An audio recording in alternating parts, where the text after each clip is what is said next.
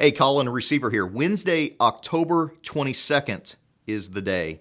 And we're going to spend the next 3 days looking at some advice from some friends and colleagues of mine over at Summit Practice Solutions on how you can improve your print marketing.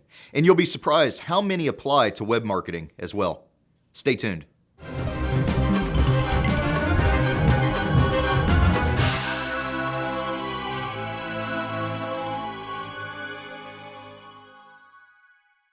I've known Max and Mike over at Summit for years and years, and actually met Max originally probably a decade ago when he came into my father's practice to work on some implementation of systems and getting his practice streamlined and in good working order. They run a regular blog over on their website, and their mantra, what they specialize in doing, is exactly what their mantra says, their slogan: produce more, collect all, and keep half of it. And after all, Max and Mike are both SmartBox clients too. We manage all of their email marketing and website. One of their recent blogs that caught my attention talked about some direct response marketing basics. And I thought about how similar the print basics are to some of the things we're doing on the web. So today I want to give you 4 things patients want from your advertisements and your website. Number 1, choose the correct colors. Well, what does correct mean? Mike recommends blues and teals for print ads.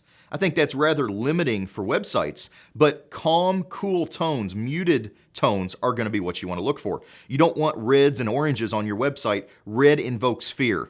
If you need to use some bright colors to grab attention or for specific areas and calls to action, that's fine. But you want your website to look as though you're responsible and trustworthy.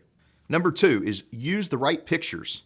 Mike recommends using a picture of a grandparent, a mom, or a dad, and kids, and show the whole family that you help them. Mike points out that the images you use are going to influence how people think about you.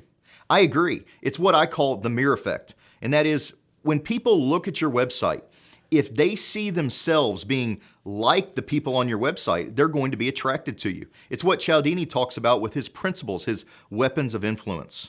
For instance, a dentist looking for a younger professional patient should use images from that group. Conversely, if you don't want to work with children, don't put pictures of children on your website. Number 3, your ads should have a prominent phone number and website address and contact information.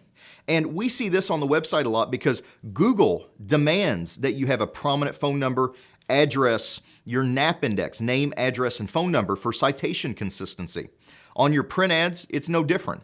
Mike suggests using a unique phone number in the ad so that everybody in the office knows that the new patient line is ringing, the BAT line.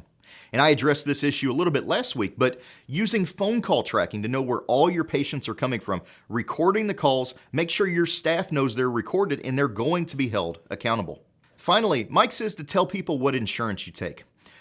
I would say from our perspective, and we work with a lot of fee-for-service patients, whereas Mike is more insurance-driven, I would say focus on what you can do to help patients afford the dentistry they need, not necessarily quoting which insurance networks you're in and out of network with.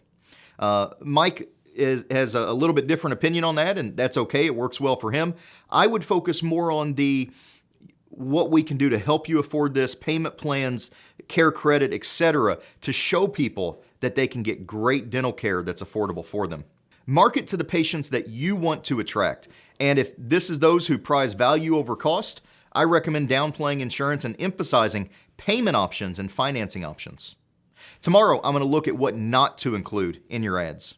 Until then, keep moving forward.